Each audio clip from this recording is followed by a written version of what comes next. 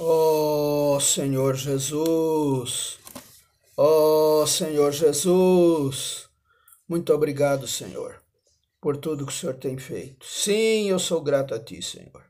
Eu te agradeço porque o Senhor me deu uma noite abençoada, um sono suave. Eu me deitei, dormi, acordei porque o Senhor me sustentou. Muito obrigado, Senhor. Senhor, agora também te peço que abençoe o governo deste país, as autoridades civis, eclesiásticas e militares. Abençoa, Senhor, que o teu governo possa estar sendo exercido nesse governo e que a tua vontade seja cumprida neste país, Senhor. Concede a salvação a esta nação, Senhor. Concede a graça, concede a vitória para nós sairmos dessas crises que nós entramos. Ó Senhor, que as tuas mãos estejam estendidas para nós. Operando tu, ninguém pode impedir. Abençoa também o YouTube, o Google, abençoa este canal, abençoa também aqueles que estão curtindo esta palavra do outro lado e aqueles que estão se inscrevendo e inscritos, Senhor. Abençoa todos os trabalhadores do YouTube. Eu confio na tua palavra, Senhor, e sei que o Senhor tens me ouvido. E eu te agradeço porque o Senhor me ouviu. E sei que neste dia todos terão as suas bênçãos. Amém. Bom dia, irmãos, na paz de nosso Senhor Jesus Cristo. Romanos, capítulo 8, verso 4 e verso 6. A fim de que a justa exigência da lei se cumprisse em nós, que não andamos segundo a carne, mas segundo o Espírito. Pois a mente posta na carne é morte, mas a mente posta no Espírito é vida e paz. Fora do Espírito, como a corrente, o fluir não há como Deus ser aplicado a nós. Deus é rico e todas as suas riquezas são para nós, mas há a necessidade do Espírito como a corrente para a aplicação das riquezas de Deus em nossa experiência. Esse fluir do Espírito é a unção, o mover da unção em nós. Agora em nosso espírito temos o fluir da corrente divina, o mover da unção. Em nós existe algo que está constantemente em movimento. Esse elemento ativo inclui divindade, humanidade, viver humano de Cristo, a eficácia da morte, da sua morte, o poder da sua ressurreição, a fragrância da sua ressurreição, sua ascensão, entronização, encabeçamento, senhorio, autoridade e reino. Temos de ver a importância do nosso espírito na aplicação da corrente do Deus triuno. O nosso espírito é como um interruptor. Ao exercitá-lo, ligamos o interruptor da eletricidade celestial, que foi instalado em nós. Se não tivéssemos um interruptor ou não soubéssemos onde ele está, não teríamos como usar a eletricidade. No mesmo princípio, fora do interruptor do nosso espírito, não temos como usar a eletricidade celestial. Louvado seja o Senhor, porque temos um interruptor e porque sabemos onde ele está. O interruptor está na recâmara do nosso ser, isto é, em nosso espírito.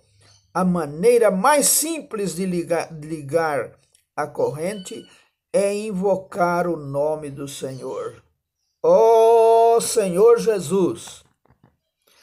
Em Romanos 1:9, Paulo disse: pois Deus a quem sirvo em meu espírito, no evangelho de seu Filho. O lugar de servir a Deus não é a mente, é o nosso espírito. As pessoas raramente dizem, o meu espírito. Elas falam do seu coração, da sua alma, da sua mente, da sua emoção e da sua vontade, mas não do seu espírito. Entretanto, Paulo foi uma pessoa que serviu a Deus em seu espírito.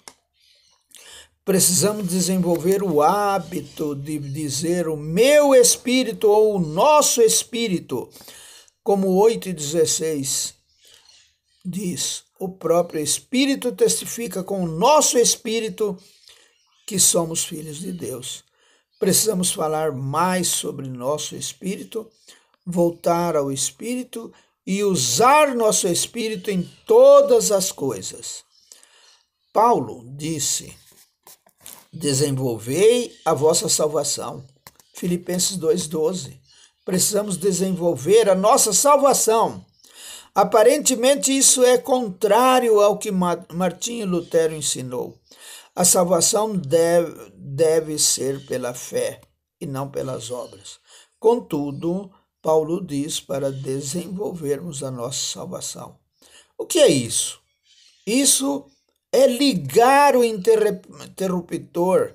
Desenvolver a nossa salvação é ligar o interruptor. Deus instalou algo e Deus opera, mas você tem de ligar o interruptor. Romanos 8:2 diz: porque a lei do Espírito da vida me livrou em Cristo Jesus da lei do pecado e da morte. Mas quem é o me? É o me que liga.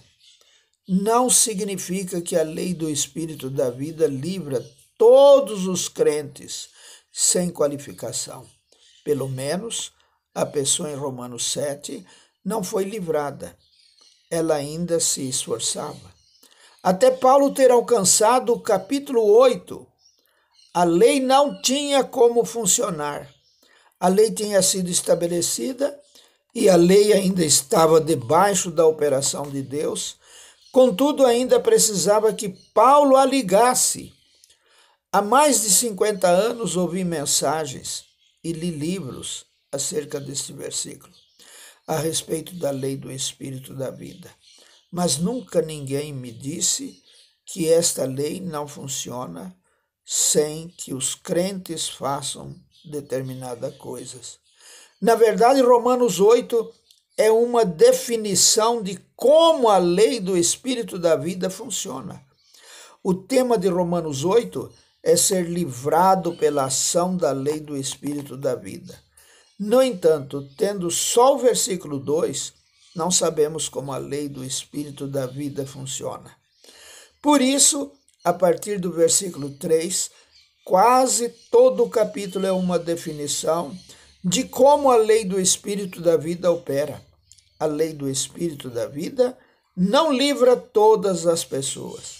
Muitos crentes hoje ainda não foram livrados. A lei do Espírito da vida apenas livra os crentes que praticam todas as ações descritas neste capítulo. Amém.